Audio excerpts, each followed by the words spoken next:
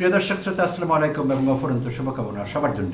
যতই দিন যাচ্ছে বিএনপি ততই নিজেদের পাতা ফাঁদে ফেসে যাচ্ছে। যতই তারা চেষ্টা করছে ৭১কে ঢাল বানিয়ে জুলাইকে আড়াল করতে, জুলাই অভ্যুত্থানকে মূল্যহীন করে তুলতে, ততই যেন বিষয়টি এই দেশের মানুষের কাছে আরও সুস্পষ্ট হয়ে উঠছে যে বিএনপি আসলে কি করছে। গাছের গোড়া কেটে আগায় পানি ঢালছে এই দলটি এবং এই দলের উচ্চ পর্যায়ের নেতাকর্মীরা, প্রধানমন্ত্রী থেকে শুরু করে স্বরাষ্ট্রমন্ত্রী সালাউদ্দিন আহমেদ এবং বাকি সবাই মিলে যে কোরাস গাওয়ার চেষ্টা করছে যে আমরা জুলাইকে মানি, আমরা অভ্যুত্থানের লোক, আমরা স্টেক হোল্ডার বলছে তারা এগুলো, কিন্তু আসলে তারা যা করছে তাদের কর্মকাণ্ড ঠিক ১৮০ ডিগ্রিতে ঘুরে গিয়ে বিপরীতে, তাদের বক্তব্য ঘুরে গিয়ে বিপরীতে, অর্থাৎ কথায় কাজে কোনো মিল পাওয়া যাচ্ছে না। যেটি বলছিলাম, গোড়াটা কেটে একটি গাছের আগায় পানি ঢালা হচ্ছে। বিএনপি সেই কৌশল অবলম্বন করেছে, বাট লাভ নেই। এদেশের মানুষ কিন্তু এখন আর অত বোকা নেই। এটি বিএনপির যত তাড়াতাড়ি বোধোদয় হবে তত তাদের নিজের দলের জন্যে, তাদের সরকারের জন্য এবং দেশের মানুষের কল্যাণ হবে। তো এই কথাটি আলোচনা করব এই এপিসোডে। গত দুদিন ধরে প্রিয় দর্শক শ্রোতা, ঝিনেদার মহেশপুর উপজেলার যেই কাণ্ডে দেশ তোলপাড়, সারা দেশে এখন একটি কথা, এবং যেই কাণ্ডটি বিএনপিকে আত্মজিজ্ঞাসায় বাধ্য করেছে, যদি তাদের আত্মজিজ্ঞাসা থাকে, করা উচিত, আসলে করেছে কিনা জানি না, আত্মজিজ্ঞাসায় বাধ্য করা উচিত বলে আমি মনে করি এই বক্তব্যটি সঠিক হবে। তো প্রিয় দর্শক শ্রোতা, আপনাদের জানা আছে স্বাধীনতা দিবসের আলোচনা অনুষ্ঠানে গত বৃহস্পতিবার ২৬ মার্চ ঝিনাইদহ জেলার মহেশপুর উপজেলায় উপজেলা পরিষদ চত্বরে, সেখানে যে আলোচনা অনুষ্ঠানটি হচ্ছিল, প্রতিটি উপজেলায় প্রতিটি জেলায় সরকারিভাবে এটি হয়েছে। তো সেইখানে মহেশপুরের ইউএনও উপজেলা নির্বাহী অফিসার খাদিজা আক্তার, তিনি যখন স্বাধীনতা দিবস উপলক্ষে বক্তব্য রাখছিলেন, তিনি তার বক্তব্যে একবারের জন্যেও শহীদ রাষ্ট্রপতি জিয়াউর রহমান, যিনি একই সঙ্গে স্বাধীনতার ঘোষক এবং বীর উত্তম খেতাবপ্রাপ্ত, তার নামটি একবারের জন্য খাদিজা আক্তার নেননি। এমনকি প্রধানমন্ত্রী তারেক রহমানের নামও তিনি নেননি তার বক্তব্যে। আর এর প্রতিক্রিয়ায় বিএনপি দলীয় নেতাকর্মীরা এক পর্যায়ে অনুষ্ঠান বর্জন করেন, এবং শুধু তাই না, তারা প্রতিবাদ সমাবেশ করেন, ঝাঁঝালো বক্তব্য দেন এবং ঝাড়ু মিছিল করেন। সে উপজেলা নির্বাহী কর্মকর্তার বিরোধিতা করে ঝাড়ু মিছিল হয়। তো এই ঘটনাটি সারা দেশে মুহূর্তে ছড়িয়ে পড়েছে এবং এই ঘটনায় সারা দেশে তোলপাড় সৃষ্টি হয়েছে। সব জায়গায় এটি নিয়ে আলোচনা হচ্ছে যে একজন ইউএনও কেন এটি করলেন। তিনি কি বিএনপি বিরোধী লোক? তিনি কি আওয়ামী লীগের লোক? এখানে কি কোনো ষড়যন্ত্র আছে? নানা রকম প্রশ্ন উঠছে বিভিন্ন মহল থেকে। ইন্টারেস্টিংলি, এই ঘটনার অব্যবহিত পরে খাদিজা আক্তার গণমাধ্যম কর্মীদের সঙ্গে তার মতামত ব্যক্ত করেন এবং তিনি বলেন যে আমরা প্রজাতন্ত্রের কর্মচারী, সরকার এবং দেশের আইন যেরকম বলে, যেভাবে আছে আমরা সেভাবে চলবার চেষ্টা করি, আমরা সেভাবে কাজ করি। এবং তিনি বিএনপি নেতাকর্মীদের মনে করিয়ে দেন যে সংবিধানে অন্য একজনের নাম লেখা আছে স্বাধীনতার ঘোষক হিসেবে, আর সেই নামটি শেখ মুজিবুর রহমান, আমাদের মহান নেতা শেখ মুজিবুর রহমান। হ্যাঁ প্রিয় দর্শক শ্রোতা, আপনারা ঠিকই শুনেছেন, আমি শেখ মুজিবুর রহমানকে ব্যক্তিগতভাবে মহান নেতা মনে করি, কিন্তু জাতির পিতা মনে করি না। নিশ্চয়ই মনে না করবার অধিকার আমার আছে। অনেকে তেলে বেগুনে জ্বলে উঠবেন যে শেখ মুজিবুর রহমান তো অবিসংবাদিতভাবে জাতির পিতা। হতে পারে আপনার কাছে, হতে পারে আরও লাখো কোটি মানুষের কাছে, আমার কাছে নাও তো হতে পারে। আমার কাছে না, আমার কাছে তিনি একজন মহান নেতা, মহান রাজনীতিবিদ, কিন্তু কোনো অবস্থায় জাতির পিতা না।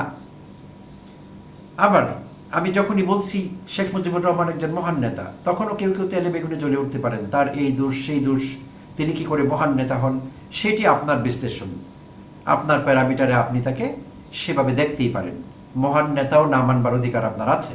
জোর করে আমি সেই অধিকার আপনার কাছ থেকে ছিনিয়ে নিতে পারবো না, আর আপনারাও চেষ্টা করবেন না আমার কাছ থেকে ছিনিয়ে নিতে। আমি যখন বলবো শেখ মুজিবুর রহমান মহান নেতা, আর তাকে যখন আমি বলবো তিনি জাতির পিতা না, আমার দৃষ্টিতে কেউ আমার উপর চাপিয়ে দেবার চেষ্টা করবেন না যে আমার মুখ দিয়ে আপনি জোর করে বের করবেন শেখ মুজিবুর রহমান জাতির পিতা। আই এম এক্সট্রিমলি সরি, আমি কোনো বয়ানেই নেই, আমি আমার বয়ানে আছি।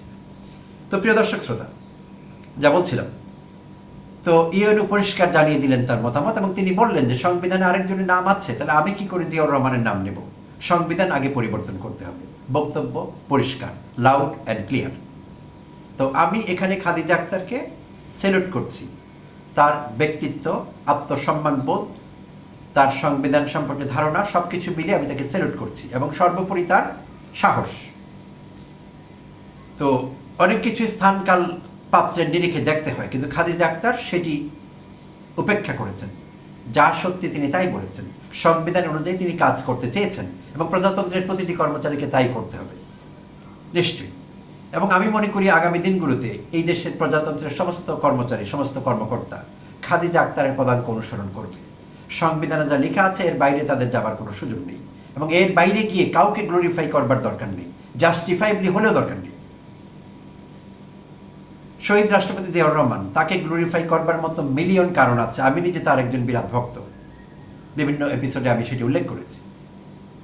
আমি তারেক রহমানকে গ্লোরিফাই করবার চেষ্টা করিনি, কখনো করবও না। গ্লোরিফাই করবার মতো কিছু ঘটেনি।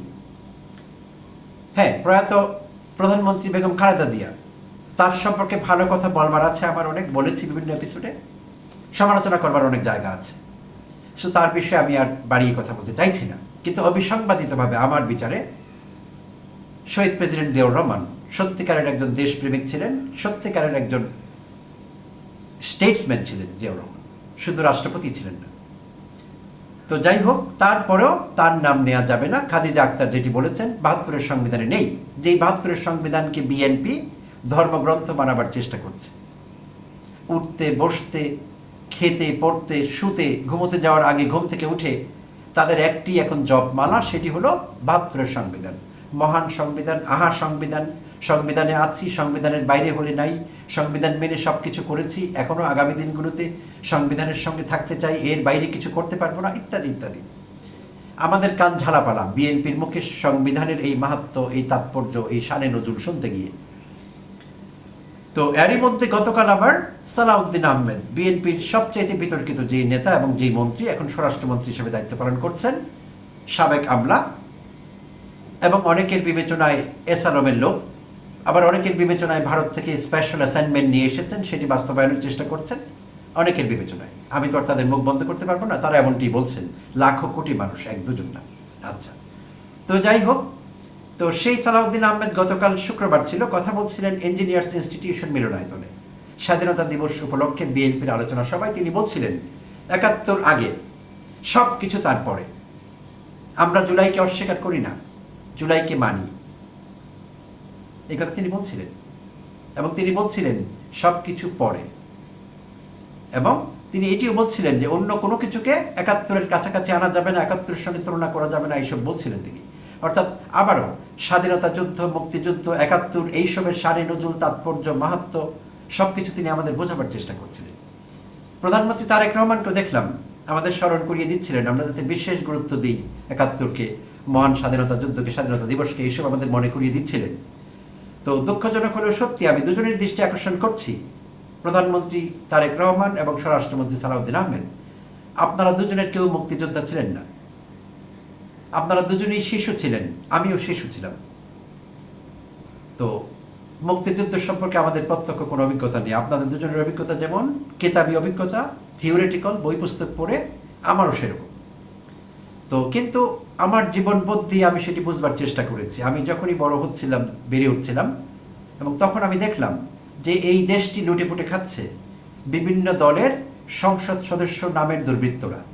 দুই একটি ব্যতিক্রম বাদ দিলে, ২-৪ জন সৎ দেশপ্রেমিক যারা ছিলেন, তাদের জন্য আমার শ্রদ্ধা থাকবে, আমৃত্যু আছে, এবং তাদের জন্য সেলুট। জীবিত এবং প্রয়াত সব সৎ দেশপ্রেমিক প্রকৃত মুক্তিযোদ্ধাদের জন্য সশ্রদ্ধ সালাম, সেলুট এবং শ্রদ্ধা অন্তর থেকে।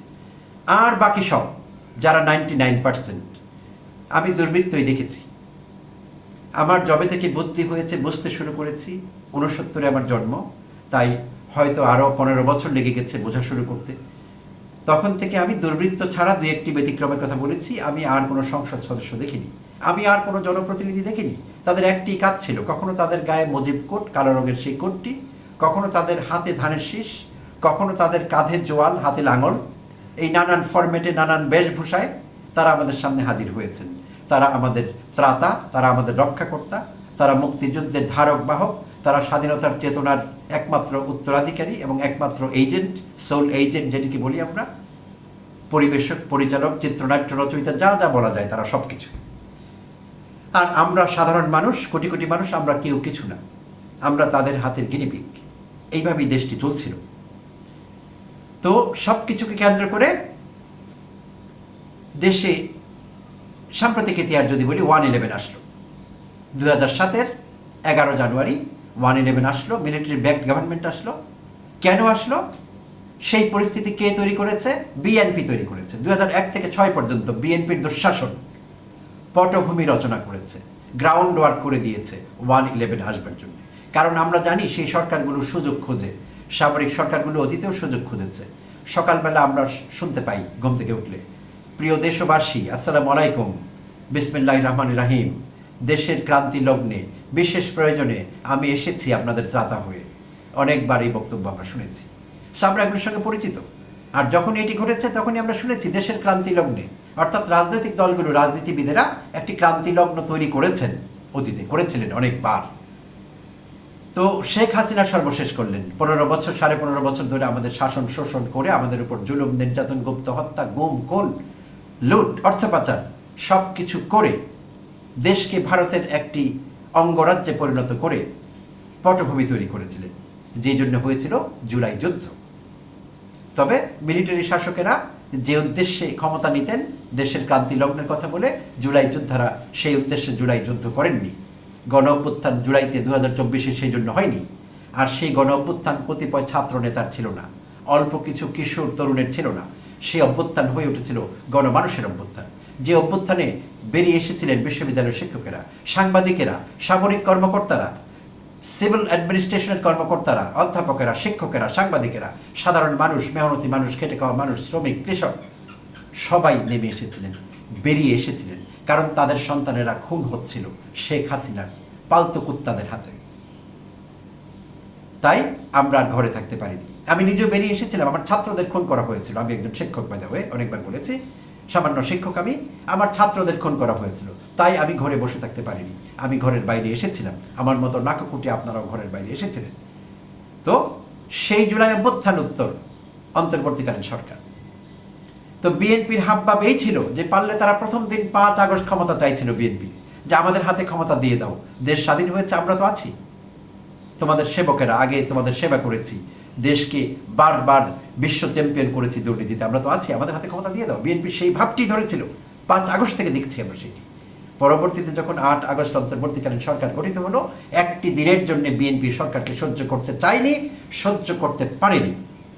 বাট সেই সরকারের গৃহীত কর্মসূচিগুলো, সংস্কার কমিশনগুলো এবং সংস্কার কমিশনগুলোকে সমন্বয় করবার জন্য জাতীয় ঐকমত্য কমিশন, সেই সবের মিটিংয়ে বিএনপি হাজিরা দিয়েছে, রুটিন হাজিরা। আর প্রতিদিন আমরা দেখেছি বিএনপিকে অভিনয় করে তুলেছে। এক মুখে বলেছে আমরা আপনাদের সঙ্গে আছি, আপনাদের বড় ভক্ত, আপনাদের বড় সমর্থক, আপনাদের বড় সহযোগী, আমরা সংস্কার চাই। আরেক মুখে বলেছে আপনারা কারা, সংস্কার কি, এসব আমরা ছুঁড়ে ফেলে দিব, এইসব বদলে ফেলবো, যা ইচ্ছে তাই করেন, আমাদের একবার ক্ষমতা আসতে দেন।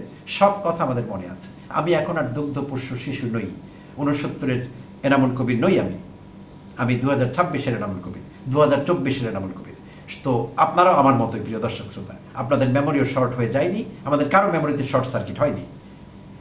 তো আমরা সব জানি, আমরা সব দেখেছি। তো এখন বিএনপি যা করছে, প্রথম অধিবেশনে সংসদে তারা যা করলো, এই দেশের মানুষের, লাখো কোটি মানুষের আবেগকে তারা পদদলিত করেছে। বিশেষভাবে বিএনপির মুখপাত্র সালাউদ্দিন আহমেদ, সব জানতা শমশের, ছি এই দলটির জন্যে। এই দলে কি আর কোনো লোক নেই? আর কেউ যোগ্যতা রাখে না? সংবিধান, আইন, বিচার বিভাগ, সংসদ, এসব নিয়ে কথা বলার আর কোনো যোগ্য লোক নেই? তাহলে কেন ওই সালাউদ্দিন, কেন ওই বিতর্কিত লোকটি সব জায়গায়, প্রতিদিন, প্রতি মুহূর্তে, প্রত্যেকটি বক্তব্যে? তো সেই সালাউদ্দিন আমাদের বোঝাবার চেষ্টা করেছেন সংসদের প্রথম অধিবেশনে, ত্রয়োদশ জাতীয় সংসদ নির্বাচনে। সংসদের প্রথম অধিবেশনে বলেছেন যে আমরা শপথ নেব না, আমরা সংবিধানের বাইরে যাব না। কোন সংবিধান? 72 সংবিধান, যেই সংবিধানের কারণে খাদিজা গত পরশুদিন শহীদ রাষ্ট্রপতি জিয়াউর রহমানের নাম নিতে পারেননি। তিনি সাংবিধানিক বাধ্যবাধকতায় ছিলেন। কেন তিনি নাম নেবেন? কিভাবে নেবেন? বেআইনি কাজ তিনি কিভাবে করবেন? সালাউদ্দিন আহমেদের শেখানো পথেই তিনি চলছিলেন। জনাব তারেক রহমানের প্রধানমন্ত্রী শেখানোর পথেই তিনি চলছিলেন। আপনারা তো তাই চাইছেন যে আমরা ৭২ সংবিধানকে সম্মান করি, শ্রদ্ধা করি। তাই যদি করতে হয় তাহলে জিয়াউর রহমানের নাম সেভাবে কি করে আসবে? একজন সরকারি কর্মকর্তা বেআইনি কাজ করবেন কি করে? কারণ উত্তরকালে তাকে জবাব দিতে হবে, পট পরিবর্তন হয়ে তাকে বলতে হবে সেদিন বেআইনিভাবে আপনি জিয়াউর রহমানকে গ্লোরিফাই করেছেন, কেন করেছেন? তাই তিনি সঠিক কাজটি করেছেন, তিনি তো কোনো ভুল করেননি। ইউএনও খাদিজার সংবিধান ঠিকই পড়া ছিল, বিএনপি নেতাকর্মীদের কি পড়া ছিল? মহেশপুরের আমি সেই বিএনপি নেতাকর্মীদের জিজ্ঞেস করছি, যারা না বুঝে ছাগলের ৩ নম্বরের মতো লাফালাফি করছিলেন, ঝাড়ু মিছিল করছিলেন ইউএনওর বিরুদ্ধে, আপনাদের কি সংবিধান পড়া ছিল? পড়া আছে? কখনো পড়েছেন? আপনারা লেখাপড়া করেন? শহীদ রাষ্ট্রপতি জিয়াউর রহমান ট্রেনিং সেন্টার খুলেছিলেন বিএনপি নেতাদের প্রশিক্ষিত করবার জন্য, লেখাপড়া শেখাবার জন্য, এবং ট্রেনিং দিয়ে পরীক্ষাও নিয়েছিলেন। সেই পরীক্ষায় বিএনপির উচ্চ পর্যায়ের সব নেতা, সব হাই আপস, সবাই মেজারেবলি ফেল করেছিল সেই পরীক্ষায়। জিয়াউর রহমানের সেই পরীক্ষায় তারা টেকেনি, অর্থাৎ তারাও লেখাপড়া করতো না, আপনারাও করেন না। করলে তো ঝাড়ু মিছিল করতেন না ইউএনের বিরুদ্ধে, চুপ করে থাকতেন, লজ্জিত হতেন, আত্মজিজ্ঞাসা করতেন, নিজেকে জিজ্ঞেস করতেন ইউএনও কি ঠিক কাজ করেছে? তিনি কি করে জিয়াউর রহমানের নাম নেবেন? সংবিধান পড়া থাকলে আপনাদের বিষয়টি জানা থাকতো। আপনারা পড়েননি কখনো সংবিধান, পড়েনও না। সালাউদ্দিন আহমেদকে শুনে আপনারা বয়ান তৈরি করেন। সালাউদ্দিন আপনাদের গুরু, আপনাদের মেন্টর। সালাউদ্দিন আপনাদের সংবিধান শেখাচ্ছে, গণতন্ত্রের দীক্ষা দিচ্ছে, বিচার বিভাগ, সংসদ সব কিছু সম্পর্কে তার কাছে আপনারা লেসন নিচ্ছেন, আর তিনি আপনাদের ভুল পাঠ দিচ্ছেন, অবশ্যই ভুল পাঠ দিচ্ছেন। কারণ ৭২ সংবিধানকে আমাদের মাথায় করে রাখতে হলে, সেই সংবিধান অনুযায়ী সব কিছু করতে হলে, জুলাই অভ্যুত্থান সিদ্ধ হয়নি, বৈধ হয়নি, অবৈধ ছিল সেই চেষ্টা। আর জুলাই অভ্যুত্থান উত্তর সরকার, অন্তর্বর্তীকালীন সরকার বৈধ হয়নি। অধ্যাপক ইউনূস প্রধান উপদেষ্টা হিসেবে অবৈধ ছিলেন, এবং তার গৃহীত সব কর্মসূচি অবৈধ, এবং তাদের পরিচালিত অন্তর্বর্তীকালীন সরকারের পরিচালিত ত্রয়োদশ জাতীয় সংসদ নির্বাচন ইটসেলফ ওয়াজ ইলিগাল, অবৈধ ছিল সেটি। আর সেই অবৈধ নির্বাচনে আপনারা অবৈধ সংসদ সদস্য, আপনারা বৈধ সংসদ সদস্য না। এবং মিস্টার সালাউদ্দিন আহমেদ, আপনি অবৈধ স্বরাষ্ট্রমন্ত্রী। অবৈধ লোকের কাছ থেকে আমরা এত কথা শুনবো কি করে? তাই গণভোটকে যদি বাদ দিতে হয়, যে ষড়যন্ত্র আপনারা করছেন এখন, গণভোটকে বাদ দেবেন, জুলাই সনদকে বাদ দেবেন, এবং মুখে মুখে মাঝে মাঝে বলবেন আমরা জুলাই মানি। যেই ষড়যন্ত্র, যে কূট চাল, যে কূট কৌশলে আপনারা আছেন, সফল হবে না এটি। যদি সত্যিকার অর্থে আপনারা এটি মেন করেন, ৭২ সংবিধানকে মাথায় করে রাখতে চান, ফাইন, সেই চেষ্টা আপনারা করতেই পারেন। তাহলে পদত্যাগ করুন, কারণ আপনারা অবৈধ সাংসদ, আপনি অবৈধ স্বরাষ্ট্রমন্ত্রী। প্রিয় তারেক রহমান, আপনি অবৈধ প্রধানমন্ত্রী, আপনারা কেউ বৈধ না। তাই নিজেরা অবৈধ হয়ে বৈধতা নিয়ে কথা বলবেন, আইন নিয়ে কথা বলবেন, সংসদ নিয়ে কথা বলবেন, গণতন্ত্র নিয়ে কথা বলবেন, বিচার বিভাগ নিয়ে কথা বলবেন, সরকারি কর্মকর্তাদের শাসাবেন। তারা যদি সংবিধানের বাইরে না যায়, অর্থাৎ সুবিধা মতো ৭২ সংবিধানকে ব্যবহার করবেন, আবার সুবিধা না হলে ছুঁড়ে ফেলবেন। তবে এইখানে প্রয়াত প্রধানমন্ত্রী বেগম খালেদা জিয়ার সঙ্গে আপনাদের একটি বিশ্বাসঘাতকতা আছে। এখনকার বিএনপি, তারেক রহমানের বিএনপি। বেগম খালেদা জিয়া বারবারই বলছিলেন ৭২ সংবিধানকে ছুঁড়ে ফেলে দিব।